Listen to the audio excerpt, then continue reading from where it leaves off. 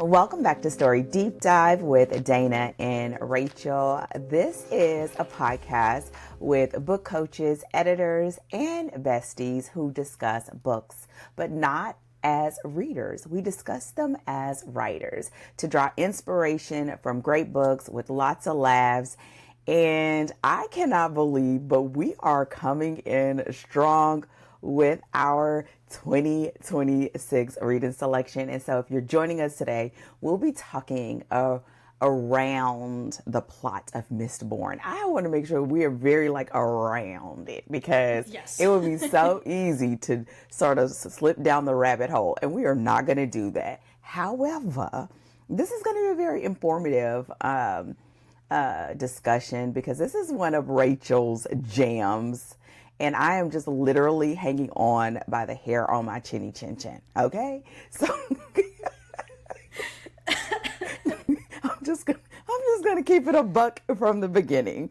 So with that said, before we get into our discussion on plot in Mistborn and all the juiciness that we're gonna find there, Rachel, what do you have going on over there at Story Cypher? Yes, ma'am. Well, so that last year, we spent the last half of the year running the cohort for the Academy for the first time. So our first ever run. It was the beta run. And so this year we are running our next cohort, right? Everything we learned with the beta run, we get to implement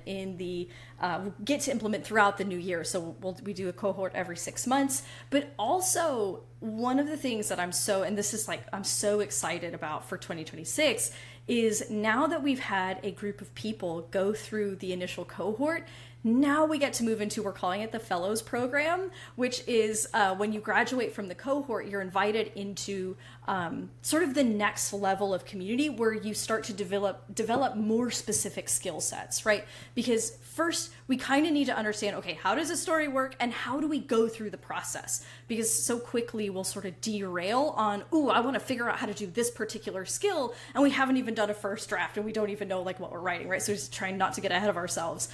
So once you've been through that sort of foundation of understanding how to draft in iterative stages and how to separate out writer brain and editor brain and let each one function in its lane, we really get to go diving deep into specific skill sets and working on things like dialogue and exposition and fine-tuning our stories and really get into the good nitty-gritty stuff. And that's what we're going to get to do over the course of the next year. So while we're introducing new cohorts twice throughout this year, we also have our fellows who get to stay in community with each other as they're finishing books, writing their next books, and developing more skills and continuing to spend that time together. Because honestly, we did the beta run and the community was so wonderful. I was like, well, we can't just part ways after this, right? You go through something for 6 months and it's so special. And there's still so much more to learn and so many more books to write. You don't want to just be like, all right, well, see you never, right? You're just like, bye. Deuces. Right? And so I'm really excited for 2026 to spend more time with the fellows in our program and add new fellows to the program as the cohorts, finish their 6 months and also just improving on the experience of the Academy and making what we've already done even better, right? With each sort of iteration that we do it to make it that little bit better and that little bit better. So I'm excited about the Academy in 2026 and all of the work that we're going to do and all the ways it's going to be even better. And also we've got a lot of good books to read. We got books to finish and books to read, and it's just going to be, I'm just really looking forward to 2026. I think it's going to be a great year. I think 2025 is a lot of foundation building, and now 2026 we get to build on that foundation through the year, and that's always an exciting place to be because then you see things start to take shape. So that's what we got going on over here. Dana, what are you looking forward to for Danger Tales in 2026? Well, I'm going to say, but I have a question. Oh, hit me with a question. How do you feel about it? just like you're talking about from the students and them graduating and all that, it was foundational. And I'm just really curious about, I mean, I kind of know, but I just, my mic is hot. So like, how do you feel about now going into this second like phase of it and kind of going through that first cohort and that lightning round of writing and seeing where the students are, just sort of like high level, like how does it feel being you in this place and going into a new cohort in a new year? Yeah. I feel wildly proud of the work that I did, especially the last 6 months. I mean, recording videos of writing my own project, and it's my first project that I've written from start to finish, like was and continues to be an insane undertaking. And I gave absolutely everything I had to that beta run, to develop the curriculum, to schedule it, and to work out the pacing so that it makes sense and it's enabling everyone to keep moving forward without anybody dying in the process, trying to like do everything all at once or do a crazy amount of, everybody did a crazy amount of work, but it stayed within the bounds of normal crazy, not like, oh, this is humanly impossible insane. Crazy, yes. So I'm really, really proud of all the work that we've done and to see the transformation in the students, right? Like to have students who said, I have been working this project or not able to crack this project for 5 years, 10 years, and they show up and they go through the program and they have finished second drafts in hand and are working and have a plan for creating the third draft to kind of make for that final major iteration on their story after having been stuck for 5 to 10 years. That is like it's amazing for them, but then for me to have gotten to be a part of that and to have gotten to do something that enabled someone who'd been stuck for a long time to be able to actualize something that they care so deeply about and that they've carried with them for so long, knowing that this means they get to finish this book and write their next one too. That has I couldn't be happier. It's scary to open up new cohorts because you're like, okay, will people see? Because I know that it's such an awesome program and I've seen the results. Will other people also, sort of be able to see what the benefits are, and have I communicated that well enough in those things that are like, I hope the people like it. These people loved it, and I'm hoping that other people like it too.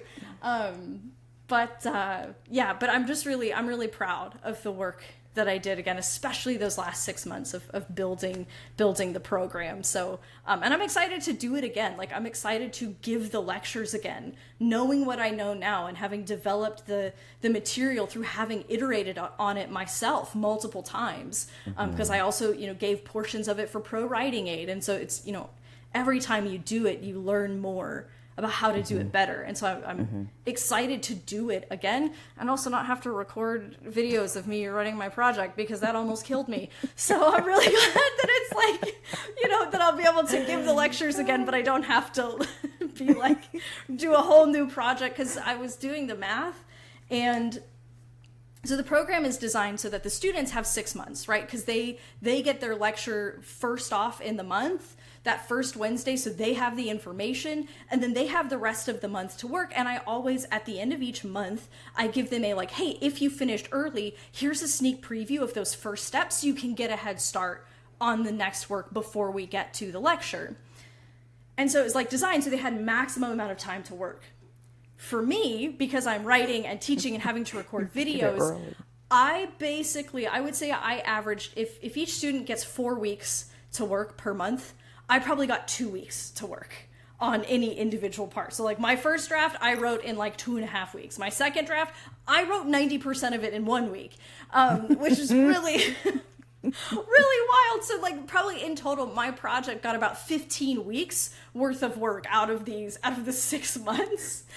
So being able to slow down and let the process breathe a little bit, I'm looking forward to that aspect as well. So it's been kind of a mad experience, but in all good ways, and really just like at the end of it all, just wonderful and satisfying. And yeah, so it feels good. That was a really long-winded way of saying it feels pretty good. I absolutely love it. Like we talked about this before. I think it's so interesting, especially because when you first started talking about this process, and I'm like, okay, are you ready? And asking the questions, and now to see you on the other side, I'm super proud of you too, and I'm excited for what's coming, and the more that you iterate and sort of. I think it's something very interesting to get to a point where you're in your bag, and it allows you to then even level up what you know to be true about what you do, because it's sort of like it's battle tested.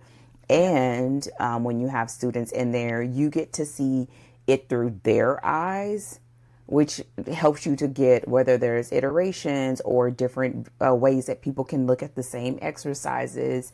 And it just makes you a better coach and editor. And then ultimately, I think a better writer, because you have to, this is where I feel like the more you have to learn how to articulate it so that everyone can get it, the more you're chewing on it. Yeah.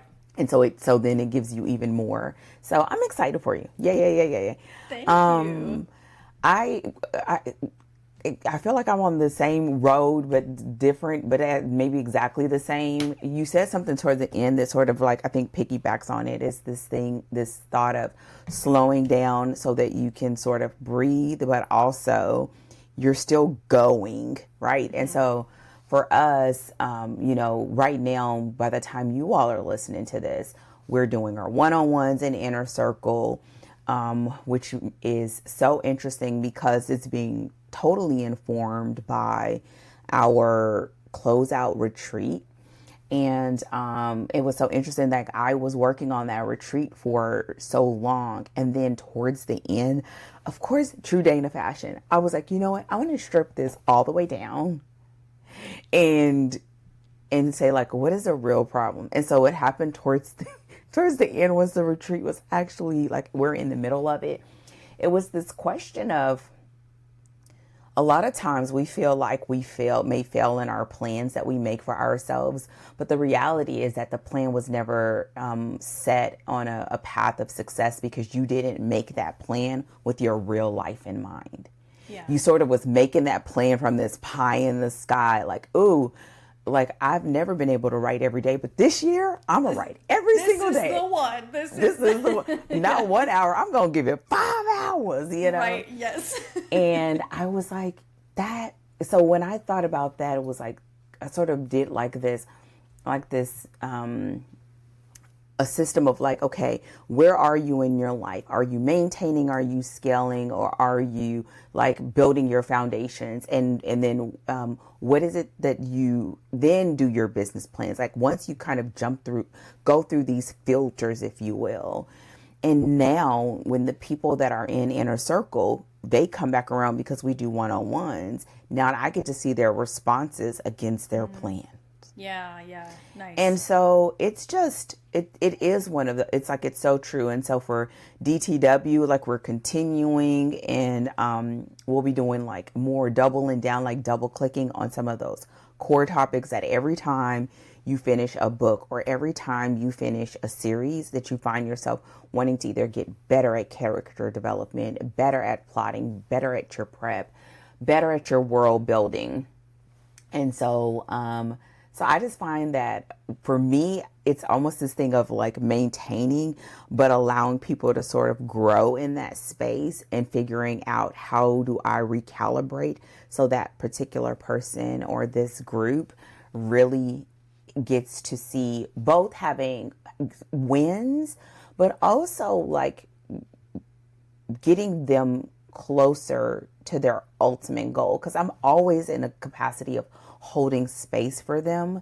And so I'm seeing the person from where they started and where they still want to go and where they are right now as we move forward. And so between that and still figuring out the book selection for book club, I still need to finish it. I got the first quarter, but I'm like, so that's always fun. But wait, can we talk about? Wait, are you gonna tell me about what this book is and what like? Because you're still trying to finish a book club selection, but you're like, ugh. And I want to know, but if you're like, I'm not about to go throw in shade or I'm not going to spoil it, then you can let it go. No, it's not like that. It's, like I realized once I was working on the plans, because y'all know we record, like it's out of order a little bit. But so like at this time, like I'm doing all the stuff for first quarter. And I also have to do this with my life in mind. That's the part that gets me, like with my life and reading and writing in mind as well. Yes. So that's the thing that makes it like, and also because this is basically going into our third year of consecutive monthly book club meetings. Wow. Yeah. Exactly. So that has been so interesting. So it made it so that before, a lot of them were tried and true books that I would always recommend to clients, blah, blah, blah. Now, like I'm going to be mixing in some of those, but also keeping my eyes on the charts, reading other books to see where we can learn some different skills, and then still being able to point them back to our replays. And so it makes it so that we can have some very interesting questions because or conversations, because we had some that really did well with the participants that I didn't even plan to do. It was only because of my reading that I was like, oh my gosh, we've got to do this. Like I bumped one, So I like to have it in pencil so it's flexible. And so having those moments, I realized, okay, this is what we're doing now. These are the ones that are in pencil. I know I want to do this for this reason, and to be able to sit and watch the discussions. We still have people that are on different spectrums, so making sure we have some sweet, some steamy, some PNR, some fantasy. And so it just makes me kind of stay on my toes. I love it when there are months where they overlap with this, but it's not often. And I love it when there are months when it overlaps with what I'm reading. But for 2026, I've kind of decided I'm not going to overlap it with my own reading. Yeah. So wait, so that means twice as many books? Yes, wait, a little why? bit. Tell me why did we make this particular decision? I'm noticing a pattern, and I'm like, no, hang on. I already know what your schedule looks like in 2026. What do we want to tell me more?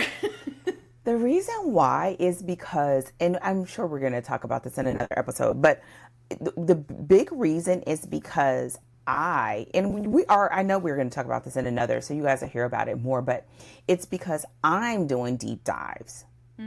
And I don't want my thoughts tainted. I just want it to be just my thoughts. And because I'm a person where like I'm a sponge. Now I'm going to still like what I think is going to still be there, but because the first pass of my learning is usually in questions of like, well, why would they do this? And this, and that. No. So when I'm hearing other people's stuff, my mind is sort of having these open loops, and I don't want anything inserted into those open loops until I'm like, okay, this is what I think. This is what so yeah. So that's why. Gotcha. Okay. Woo. Yeah, I'm excited to talk more about your deep dives, because if I know one thing, it's that you're great at a deep dive. Oh my God, girl, it's my jam. Listen, I could live in that, and it's fun. But the great thing is that it will be kind of like future pacing for future books or not. Yeah. Right. And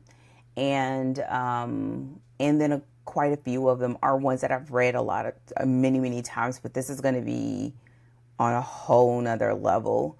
And just honestly, just giving myself the permission to be like, it is what it is. Again, that whole thing of like slowing down, of like pacing yourself, or the way that I've been categorizing it in my mind is like allowing yourself to be exactly where you are, and you'll get to that next phase when it's time.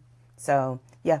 So with that said, y'all, I think you see that we are rocking and rolling into a whole new year, and how we have more books and more opportunities to engage with you and our writers.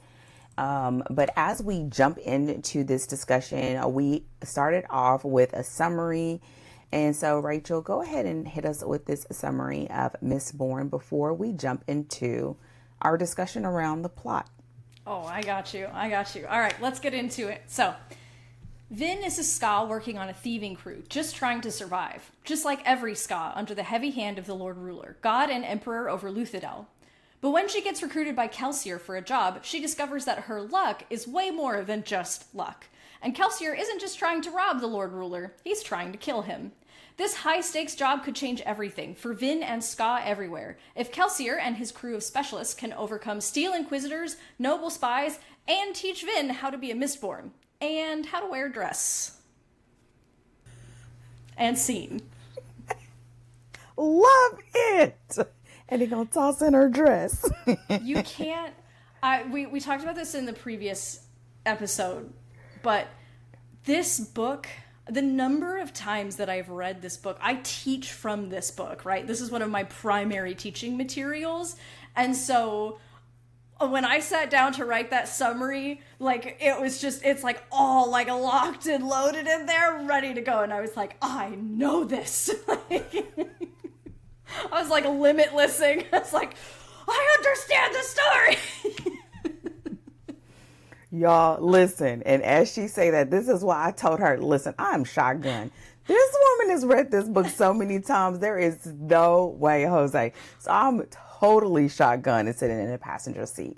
But with that said, I would love for you to talk about some of the things that you want us to discuss as we move forward.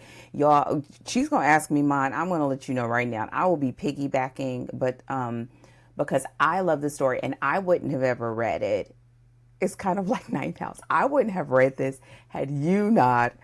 And so therefore, so this was only, and I think it is important to say for this book, this was only, I think, my third read. This book is one of those that if it really is one of your jams and it is one of your comps, you will read this a lot to be able to really absorb all the goodness that's in it. And I think even as a reader, you would want to read it several times because it's just so layered. So with that said, what are some of the things that you want us to make sure we discuss when it comes to the plot? Also, if you can, make sure to touch on the fact that we're aiming not to have spoilers. So Yeah. So I'll give you just sort of like my broad categories. And really, and this is based on what a writer can learn from this book. So right. This book is a masterwork for plot management. When I say plot management, I am talking about managing your story's primary plot and then the sort of subplots or other plot threads that extend off of it. So, for example, Vin's training arc and the romantic subplot. Those are like two of the key sort of smaller plots that get nested inside of it. So this is a masterwork, and I really want to talk in depth about how he manages those plot threads. And I'll talk a little bit, too, about how that also then translates into individual scenes and why your global plot management and understanding these, like, what your main story is really important down to the scene, right? The scene level of how you build scenes to make them all feel like they matter. So that's one big point with a lot of sub-points under yes. it.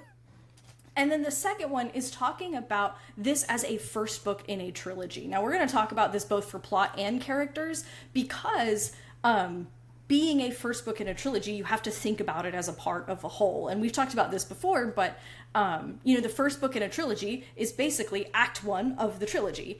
And so the way that Mistborn really succeeds in being a first book and kind of closing its loops while leaving, like, the way that he closes the individual loops actually raises more questions that make us want to go into the second book. And that's a really, really huge facet of how you write a first book, particularly in a trilogy, rather than if you're doing like a serial style, which, you'll handle usually a little bit differently.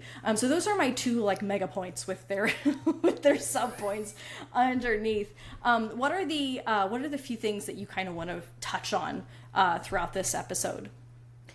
I felt like it's going to fold into what you're saying in that I'm just going to chime in.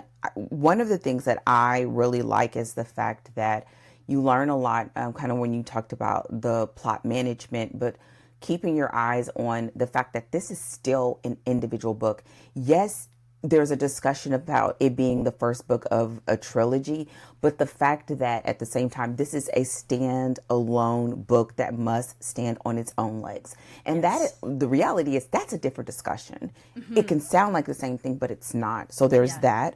Also keeping your eyes on the overarching arc, which is my other side of my coin of this, which is why I'm glad you're starting off with that, because there is a bigger story here. And it's like, he does such a great job of hinting at it and touching on it without really focusing on it. And I think there's something about, I love the fact that you say managing. I think it's something about understanding where you're going so that you don't have to you don't have to concern yourself with whether you reach your destination, which is why I love plotting. And this is like so like my jam. And so being able to carry that duality is so important. And I think what it helps you to do is to understand like what makes it to the page and why is it important. And when you understand the overarching, it really allows you to rest in that individual book's moment without sort of overheating as a writer, right? Yeah. So there's that. And another part, and I'm going to let you decide like when we talk about it, but I absolutely love that this book is rule-based, and those rules come in not just in the magic system, how the world works, you know, even down to the point of where their stations are, their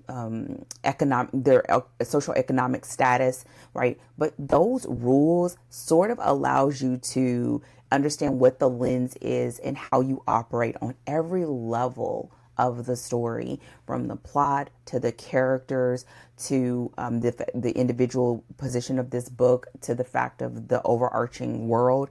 And I like having that. And I think this is probably one of the things that I've always taken away from this story I don't know if I'm gonna say this right. I feel like this is like the plotter's dream. You can spend time just focusing on the rules, right? Yeah. And then once you get that, it sort of gives you almost like this checklist or this filter, if you will, for where we are in the process. And it's almost like you get a gold star for having your rules locked in. So it tells you what works and what doesn't work. But I think it can also make it harder, right? Yeah. And I think having those rules. And I think those are my two biggest things. I think the other thing, which is, I don't know, I'm just going to mention it, but even if we don't get into it a lot, I think it is something really interesting. You know, actually, I think it'll go into to characters more. Something very interesting about how he uses the character relationships to navigate the plot. And so we'll talk about that more next episode, but I'm just mentioning it here mainly because with him, they are so tightly woven together that even trying to pull them apart seems like you're not going to be able to get away with not mentioning it. We just won't go into a lot of detail in this episode. Yeah, because that's really like, that is also those characters. And the way that he did that is a function of the plot because it's a part of the training arc. Exactly. And so it's really, which again, it's just like that testament to how well it's all like weaved together so that you're like, well, I want to talk about this aspect of the plot, but I can't quite pull it out from characters, you know? Which is why I really do feel like this book is the plotter's dream. Because it's so tightly done. And so sort of meticulously crafted. And we'll talk about this in characters as well, but Brandon Sanderson, the work that he had to do to make this book what it is was pretty tremendous. So do we want to go ahead and start talking about plot management? Mm-hmm. Okay, so when we talk about plot management, and because I work with both historical fiction historical fiction by accident, but the rules apply, so I wind up in doing a bit of historical fiction, but also epic fantasy most especially. One of your biggest challenges is managing your plot. Because normally, if you've got a larger fantasy story, you are looking at, you've got your main plot, you probably have a character arc, and then you also have subplots, and so you've got all of this stuff going on in your story.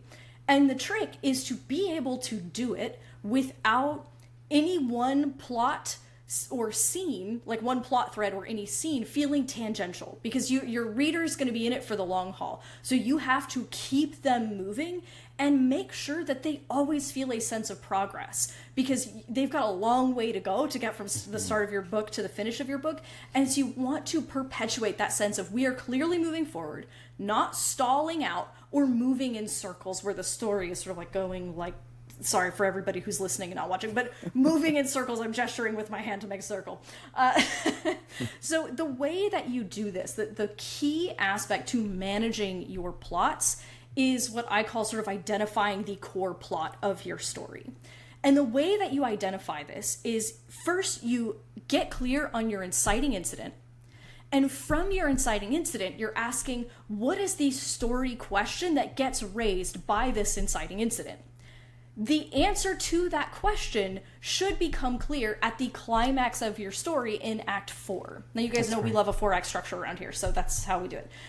So for this story, right, our inciting incident is that Kelsier recruits Vin for a job to overthrow the Lord Ruler.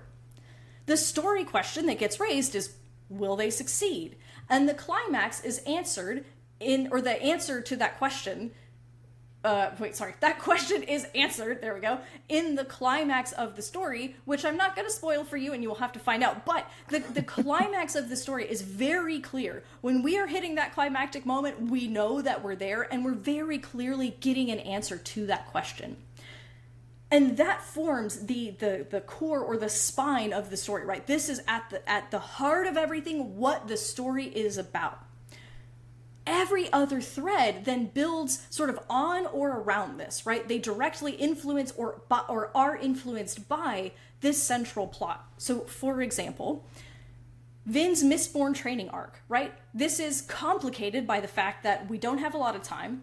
We gotta overthrow the Lord Ruler, and so she has to do a lot of learning by doing. So while she's doing tasks related to overthrowing the Lord Ruler, she is also learning how to be a Mistborn. The romantic subplot is another huge one, because I don't think this is a spoiler. So the romantic subplot, right, is her and Ellen Venture. Ellen is cute, also a noble, also heir to the most powerful house in Luthadel, and maybe has some rebel sympathies, but we're not super sure. Right, and so this is a part of, we alluded to it in the summary, and even Brandon, when he talks about it, he sort of is like, it's got a little My Fair Lady aspect to it. So, right, she is brought into infiltrate noble houses, because all the other crew members are sort of like, they'd recognize us because we've done all kinds of shenanigans, because they're a lot older than Vin, they've been around longer, they've done a lot more stuff, and so they're like, basically any of us would get recognized, but Vin, you could come in as this young country bumpkin who's like, I've never been to Luthadel before, and then you can start spying and getting information on what's actually happening in the noble houses. In the context of it, so this is, right, directly contributing to plot to overthrow the Lord Ruler.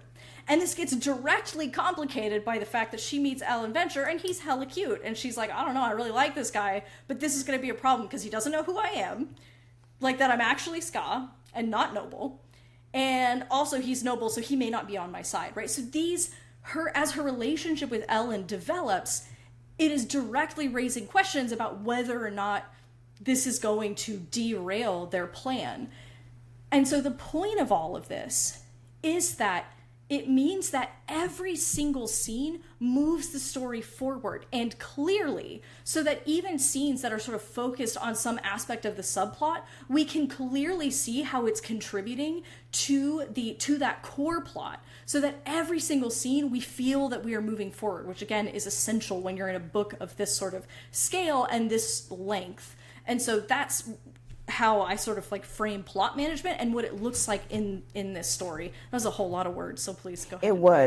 It was, but I want to say this because if you go back and you're listening to this or you're watching this, I think it's important to know the way that Rachel unfolded it. That's happens in every story. It feels a little easier in like a romance because the romance is that core plot and we already know that, but having the story question be very clear to you and what that conflict is that they're up against, and then what the ultimate answer is to that question, which we get in the climax, happens in all stories. But here, the reason why first of all, you should do it in every story. But here, why it's so important is what I like to call a twofer, right? It's the fact that you start having these scenes that cover multiple subplots that are moving things forward. So it's like you get a 2-for-1.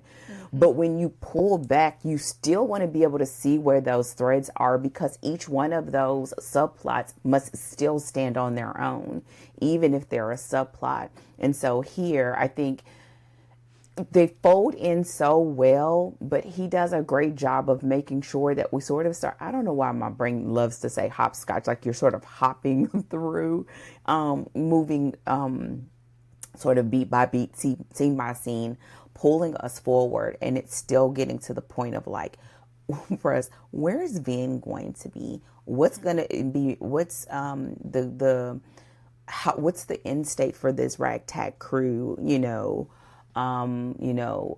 what is her relationship going to be like when it comes to Kelsier and her, what I love kind of setting up like her, whether she trusts or does not the crew and team in which she's working with, because that all contributes to whether she can pull off her assignment when it comes to being a part of this crew. And so, yes, so I find, so the management, yes, you're thinking about the overarching, you're thinking about the management of the plot for this individual book so that it connects clearly to the rest of the trilogy. And you're also wanting to leave it in a state where we feel as though we know exactly where we are and there is a sense of satisfaction when we get to the end of this book. Yes. Yeah, which that core plot, I think, also is essential to making this story a standalone. Exactly. Because, and in general, that's kind of the rule for trilogies. Book one has to stand completely on its own, because you are still, like, you use book one, at least in my genres. I don't know, romance tends to, you see cliffhangers more often in romance than I feel like you do in other genres, because I feel like a lot of times fantasy readers will riot if you end a book on a cliffhanger. There are cliffhangers, but the problem is there's a good way and a bad way, right? You normally want a cliffhanger that can connect to the overarching, but that the story for this book is closed. And I think sometimes writers mix those up. That's okay. So in romance, the rule is actually the same. Of like, we have to close. Okay, perfect. So the rule for the first book in a trilogy is you have to close that loop. Well, I wanted to make sure I would say rule loosely. I think that if you did it this way, you would have less issues. Yes. Right. So what you're saying is it means that people are along for the journey. You don't just drop off and they don't get some sense of satisfaction.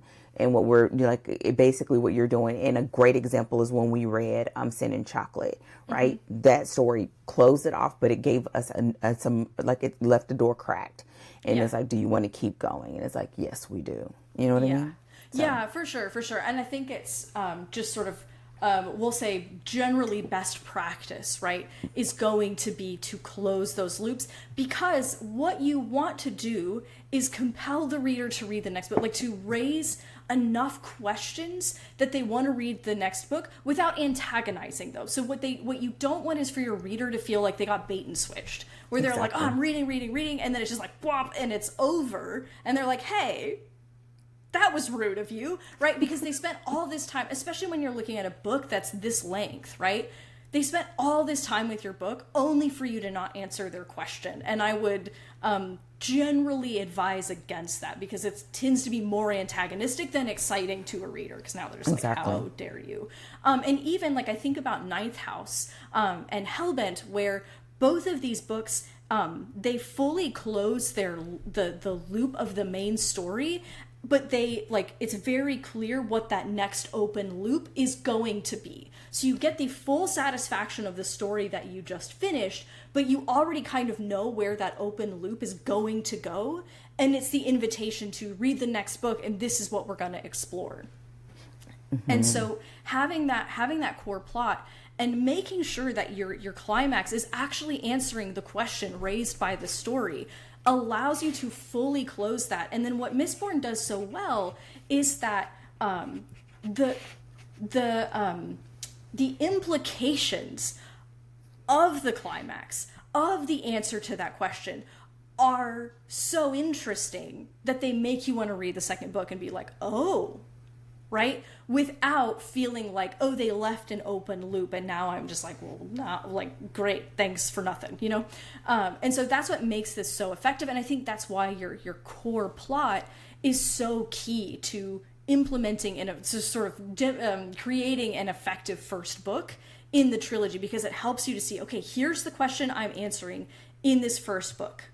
I'll answer that question, and then ideally, again, the answer to that question is so the implications of that answer are so interesting that it drives us to want to continue reading in the series. But that core plot plays a really essential role in that first book of the trilogy being able to stand alone. Y'all, this is very, I feel like this is, I like when people say a masterclass, but I would really like to say this is advanced, right? Because the reality is that this is why I think sometimes, like, you want to do a trilogy when you got some sort of like skills underneath your belt, because what you're already doing is you're taking something and you're multiplying it times 3, right? Mm-hmm. And I also think that it's helpful, even if you take what we're saying right now at a very high level, even if you're not a plotter, and just sort of understanding like what am I aiming for these high level questions, and what are the answers, so that it can help you understand like what are your bookends when it comes to this particular story and how we spill over. And I like to think about it, when you think about that at the end of that story, and yes, you close out and there's a resolution, but that the answer then opens up a whole nother can of worms, right? And sometimes it can be self-interesting. Sometimes it can be, you can already see the bigger problem that this positions, even though we have an answer. And a lot of times, if you're in the romantic capacity, it's the fact that maybe there is a relationship there, but it's not where they really want it to be, or there's still tension and friction, and that's not what we have here. But I think that's how you can see those same sort of principles at play in a different world. And so I would say having those baseline questions, even if you're not a plotter, can be really great as guiding posts and to guide you through the process, because all of those strings, if you will, you guys can't see me if you're listening, so just, have a bunch of threads that are running parallel that sort of merge into one, lead you into your climax, and then sort of ends, and then it sort of opens up a whole new world going into another book. And I think this book does it so well, and it's so entertaining that you can almost miss the fact that this is a very complicated plot. Yeah. And one thing I want to say really quick too, because we're getting into the nitty gritty of Mistborn and how Brandon Sanderson did it.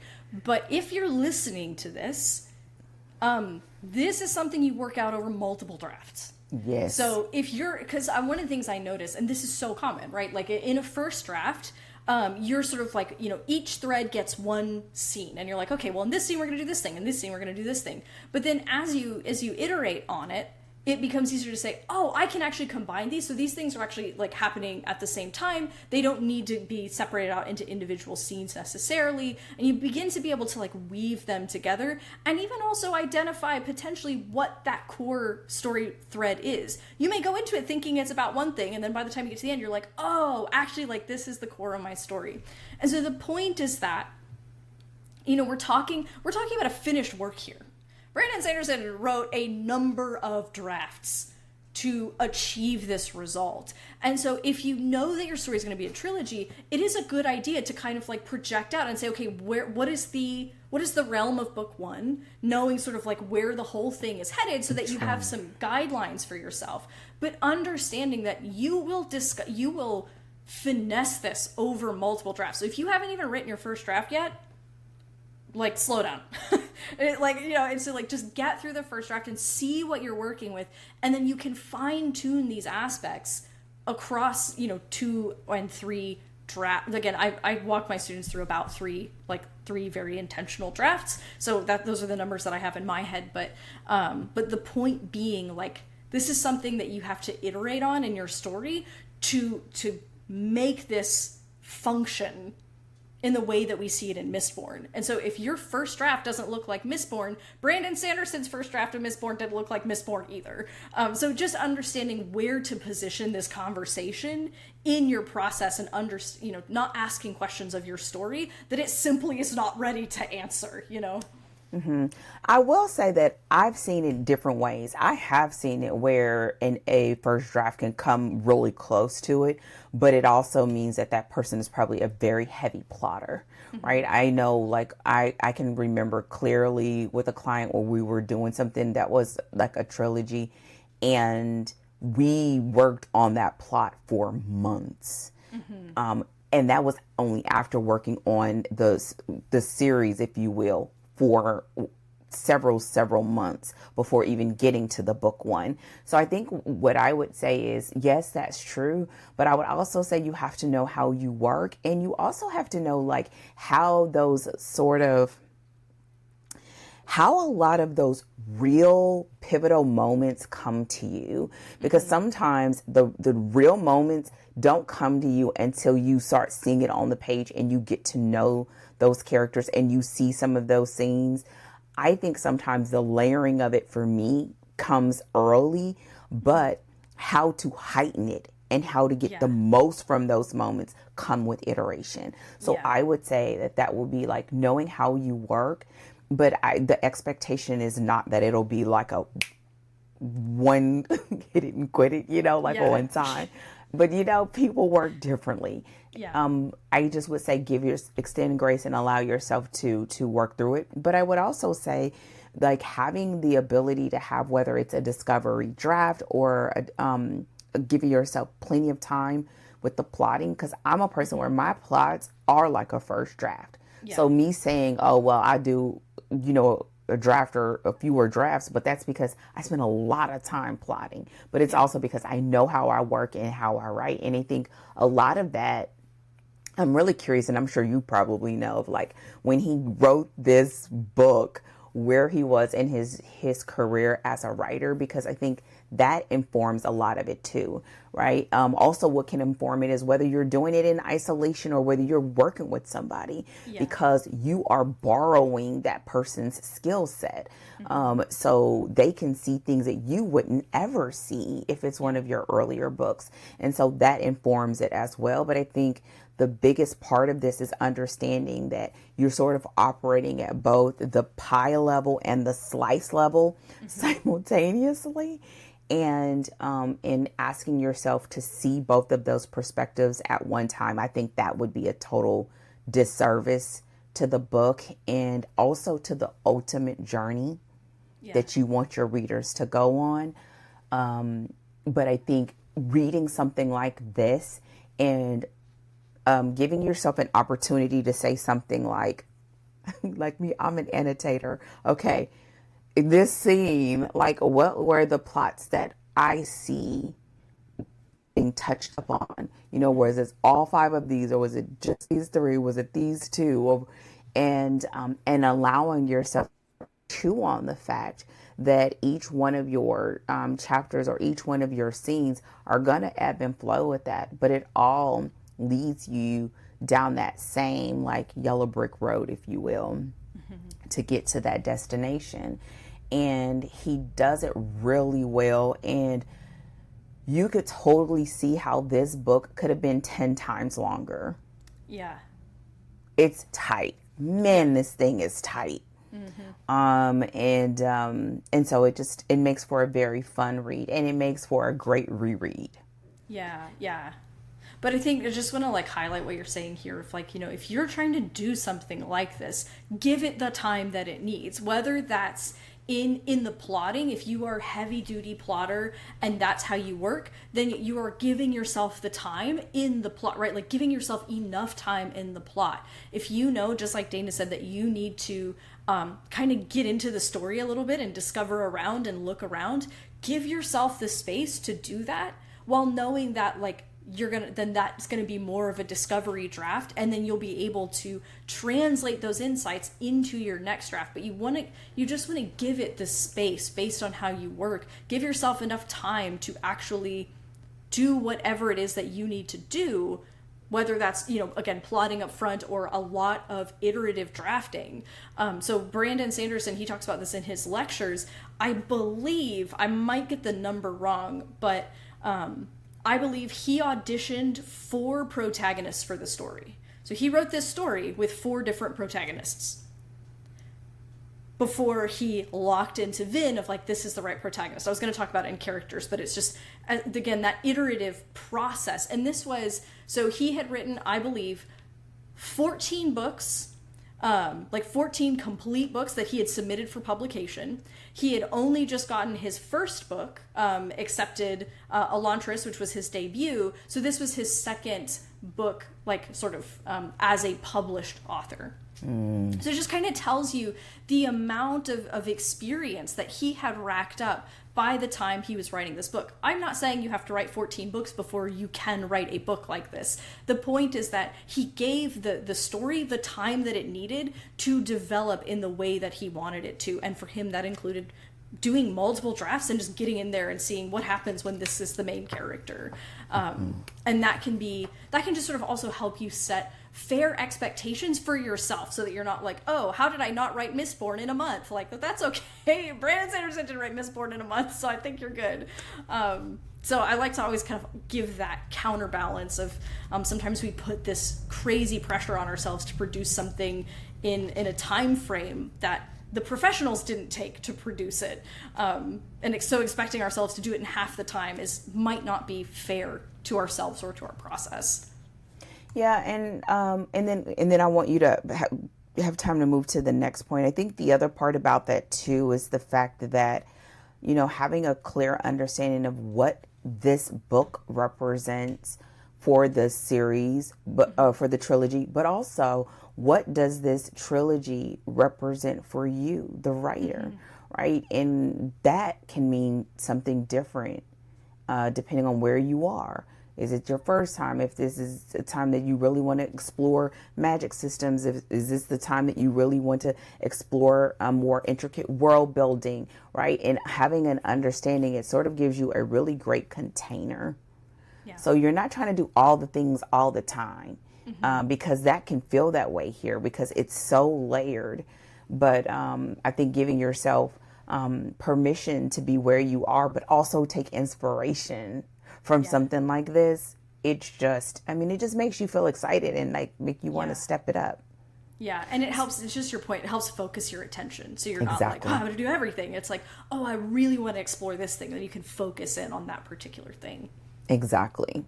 So that helps us with like plot management. You also wanted us to discuss,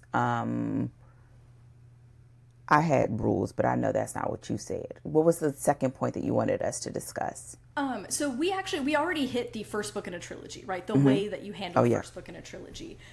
So then we're sort of like dovetailing into where I think we have a couple of your points that I think mesh together pretty nicely, which is sort of book 1 and the overarching arc of the story. because that actually connects into structuring the rules for the world and the magic. So do you want to kind of just lead off that part of what you wanted to talk about? I think, again, y'all, was only my third time reading this book. And this was the first time that I felt like I really loved how knowing what the rules were for the world and the magic informed everything. I feel like it was almost like bumpers or guardrails, if you will, for the storytelling in general. And to me, it was like, oh, like what, how could you use that in another capacity? Like we talk about it a lot for magic systems, but having this for a group of ops, or having this if you have a morally gray, like covert unit, that they still have a set of rules in which they operate. And then what happens in your story is you begin to see if you can poke holes. Yeah. Or what happens when that is tested. And here, it didn't just affect the magic, if you will. It affected the individuals. It affected like everything. And so I think to me, it informed like the way that the characters acted. It informed the tension and the conflict. It informed why stuff failed, and what happens. And I think what I've seen in the past is that either there were no hard and fast rules, or you allow your protagonist to be an exception to every rule. And it's like, wait, because then us as the reader, we don't get the opportunity to sort of lean in, and we don't get to hold on to what we believe to be true about those rules when you just change them to suit the outcome that you want. And so I felt like this reading was so great, right? Because it created these constraints. And so I'd love to hear you talk about it, but I think from a sense of the editor and the writer in me, it's like, do you know what those constraints are? And how are those constraints being tested and poked at? And why do you want to test and poke at those constraints? Because here, those constraints being agitated informed us about Vin and Kelsier and like what was going on in this world. And I think it makes for a really great layup for books 2 and 3 if you're doing it in an informed way. So I would love to hear you talk more about it. But I feel like this is another layer of the way that he designed it. But I also feel like it can be helpful and also could be frustrating, and you sort of have to figure out like where you fall in that spectrum as a writer and how clear you are so that you can use them in your favor. Yeah, and I really do. So this comes back to sort of the hard and soft magic system, right? Which we talked about for the first time with Ninth House, because Ninth House is much more of a soft magic system. It's very mysterious. We don't actually know the rules. And the benefit of that is that it can provide a lot of mystery around the magic, and a lot of unpredictability. But the downside of that is that it can be easy to cheat on purpose or by mistake, right? Where it's like, oh, good thing blah, blah, blah, blah, this works because we don't know what the rules are, so we can do whatever we want. And so the benefit is that it feels magical, right? It feels like magic because we're like, ooh, we don't know what all it could do. But the downside, again, being that you can make exceptions because there's no rules to hold yourself to. And so that requires a very specific approach to make sure that you're not doing that. On the flip side, this is like classic hard magic system, and I do sort of feel like Brandon Sanderson really popularized the hard magic system, which is our magic systems that have hard and fast rules that are very clear constraints. This is how it works. These are the parameters in which it works, period, full stop. And again, the benefit is that you have strong parameters that you can work within, but also then attempt to innovate within to say, okay, if this is how it works, right? And you'll watch Brandon do this in this book and then double in the following books, where it's sort of like, if these are the constraints, what are the creative solutions inside of these constraints? And then you get really satisfying scenes where you're like, oh, like it abides by the rules, but it's such a creative solution that it's like so satisfying to experience. And then again, and Brandon talks about this when he talks about magic systems, is that, the trade-off is that sometimes it doesn't feel as much like magic, because it's like, it's like physics. It has rules and this is how it works, and that's all there is to it. And so you just have to understand where you fall on that spectrum. But this is a fabulous example of a hard magic system, because he has established clear, direct rules that we all know, or that we know to a certain extent in the first book, and then the world continues to expand over the course of following books without ever breaking the rules. It's our understanding of the world expands, but he sticks to those hard and fast rules so that we, again, because he's never cheating. And so this is a really, really good example of that and how you do that. And I think that he does it so well because he uses the plot to demonstrate the magic, right? We do get these moments of explanation, but he doesn't explain how the magic works until we've seen it first. In the very beginning, we watch Kelsier use the magic a little bit. He uses a little bit of allomancy. And so, like, I think within, like, the prologue, it's like Kelsier burned tin. He could see more clearly this thing, but then this thing burned, had a huge glare in his eyes. So we understand immediately that, okay, this enhances his senses. And then we'll get, another thing that he uses and another thing that he uses, so that we've seen him using the magic on multiple occasions. And we even see Vin a little bit use it, even though she doesn't know that she's using it, so that when Kelsier sits down to explain it to her, and we get this sort of moment of, you sort of get like just this fairly short chunk of dialogue where he explains to her the basics of allomancy. As the reader, we're still a little out of our depth, because we're still unacquainted, but we've seen the magic in action enough that when he explains it, we're like, oh, okay. We don't fully understand, and we're going to learn more about it as we see Vin train, but we have enough of a foundation because we've seen it.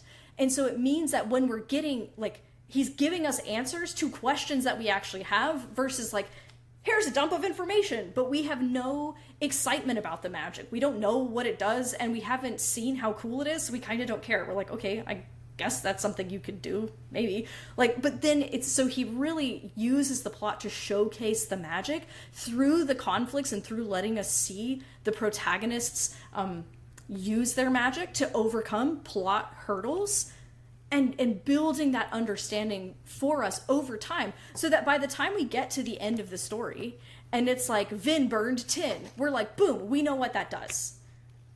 Vin, steel pushed. And we're like, cool, I know what that means. And we're that well sort of integrated with our understanding of the world building and of the magic has been integrated enough that we understand it. So that's really a kind of a masterclass in how you handle, in particular, a hard magic system that has those strong rules. But any magic kind of functions that way, as you showcase the world building through the plot and the obstacles that the characters are overcoming. Yeah, she summarized that as if it was just so simple. But the thing that I want to, the final thing that I want to say about this, like, I get what you're saying on the hard and the soft magic. I also, as someone who doesn't write fantasy, okay, y'all, I do some shapeshifters. That's it. Like, we could change the rules every time. Okay.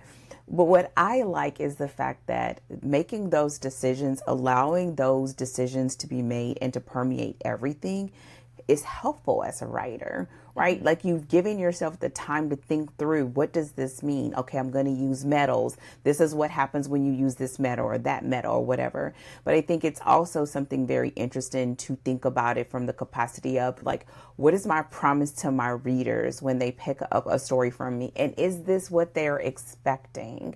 Are they expecting that it's a hard, they're not going to say, I want a hard magic system, right? Yeah. But is that who you are appealing to with your story? And if so, like, where have you sort of done that work and sort of done that thought process? Because here, knowing that, it really informs the plot.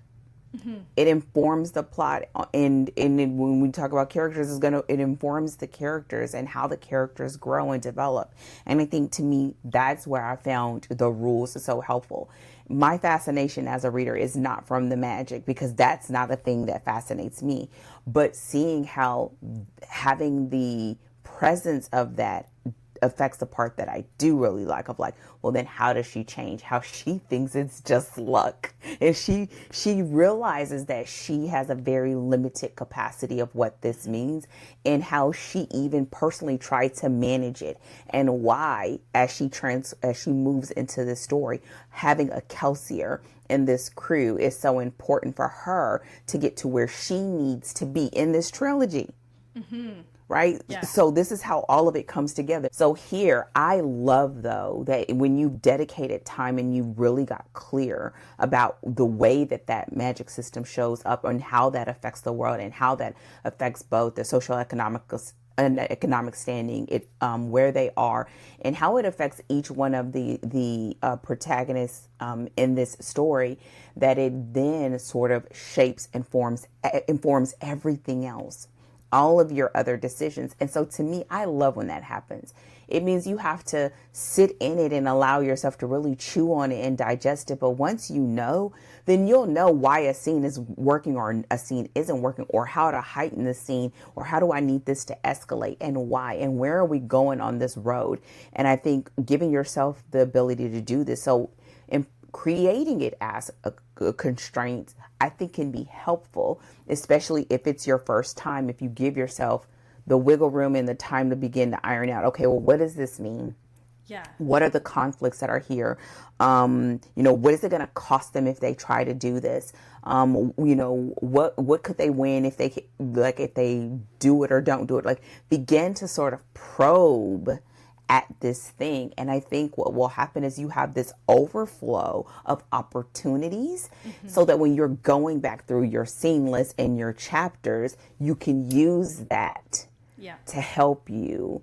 And so seeing it that way, to me, it almost took something that can be, it could be really complicated in execution, simplified, if you can say it that way, right? It's simplified. And when I saw that, I was like, I really liked that, right? So, like, what are the pros and the cons? How can they be punished by doing this? How can they be rewarded? What does that look like? Are there ways to get around it? Is there secrets or whatever? Like, having those sort of conversations with yourself and with your plot, or with that list, begins to be almost like your action list. Yeah. Or how you're going to come into it, or even the place where you begin to ask yourself questions, right? Again, I know I'm a plotter, and some people, they are pantsers. And if you're a pantser, it may be that once you go through that draft and you understand that, then you can begin to sort of create this sort of list, or these rules that you've sort of initiated through your discovery writing, but then turn it into something that is more concrete if you're going for the hard, right, versus soft. But we don't ever want to be wishy-washy, right? So that you understand, how that lands. So with that said, are there any other things, because we could say a million things about this story, but we don't have that time. Is there any other things that sort of rise to the surface that you find is really important to think about as someone, wanting to write something that is similar or adjacent to something like Mistborn, that you would want to point out to that writer? Yeah, so the last thing, I just want to highlight something that you already said, and just sort of re-emphasize it. A lot of times for fantasy writers, when the idea comes to them, there's some aspect of the world that they're really excited about. There's something that's sort of like, oh, this would be cool. And I think that what you're saying about spending time with that particular thing, whatever that thing is that, inspired the story, or the thing that's got you the most excited about the story, you can do this with plot stuff, you can do it with character stuff, but I'm thinking specifically of world building, but yeah, you could do this with any of your stuff, like any of your categories of things, but taking the time to actually okay, sit with that thing for a while and like map out the like, okay, but what would this mean for the world? Like follow a cause and effect chain, right? And be like, if this is true, what does that mean about governance? Or what does that mean about how the economics work? Or what does this mean about the kinds of people that will exist in this society? Or, right, and you're taking that thing that gets you the most excited and spending enough time with it to kind of find the trickle down of what it really means, so that what's happening is you are building out your world, but you're also building it off of the thing that the story for you is like, that's kind of causing the story to bloom in the first place. And that's how in Mistborn, you have a whole set of soldiers, right, who don't wear metal on their body so they can fight Mistborn. Because if you got Mistborn running around, you can't have metal on your body that they can pull and yank you around or take off of you. There's also this whole sort of set of economics for how it works with the metals and the rarest metals, and why this is the one that like is sort of the main one of the main currencies for the nobility. And so you're taking that key thing and then you're working it out and saying, ooh, what does this mean? And you're kind of like almost like combing out like all of the things that you can kind of pull out of that thing. And I think it can help you generate ideas. Then you can start to ask yourself, depending on the type of plot that you're working with, okay, how does this affect my plot? Right? So if you're not writing an action story, you may be framing it around something different. If you're, so you're thinking about, what does this mean for my plot and my promises, and how this sort of trickles then into those things as well. And so it can help you build out that story around the thing that excites you the most. And it gives you some momentum to sort of build up and build out as well. So I think that idea of spending enough time with something to really see, what does this mean? Can generate a lot of really, really good ideas and really help you begin to shape that story in the direction that you want it to go. As you were doing this, if you all are listening and not watching on YouTube, what are you doing with your life? But we do a lot of hand gestures. You may find them very useful. And it makes me think about your love of a good mind map, and like I always call a whirly-bird map. But I think this is a great place for us to put a pin in. I think that's absolutely true. I think allowing yourself the time to do that will also give you a lot of meat and fodder for the rest of your trilogy. And I find that as a writer, like I've done this part over years before I'm actually writing. And when I go back to those notes, it's like hitting gold, right? Because you're able to go back and you didn't even realize that you've answered some of those questions because you've taken really great notes. And I think that's what makes us so excited about reading a story like this and writing a story like this. So with that said, y'all, I think this is a wrap for us talking about plot with Mistborn. If you did not already realize, you should have this on your TBR, because there's so much more and we can't cover everything. But I think we've covered enough to, one, wet your whistle, but to also make you super curious about what he does here and how that can help you become a better writer. And so we will see you in our next episode as we talk about characters. We've already teased it, because again, it's so hard to extract one from the other in this world, which means he's just an outstanding storyteller. So we'll see you as we talk about characters in next week's episode. If you have not done so already, visit us online at storydeepdive.com. You can find out more about our past episodes. You can also subscribe. And if you are watching us on YouTube, don't forget to thumbs up and subscribe to our channel. Y'all, we will see you in the next episode. Thank you so much for being with us. And as always, happy writing. Goodbye.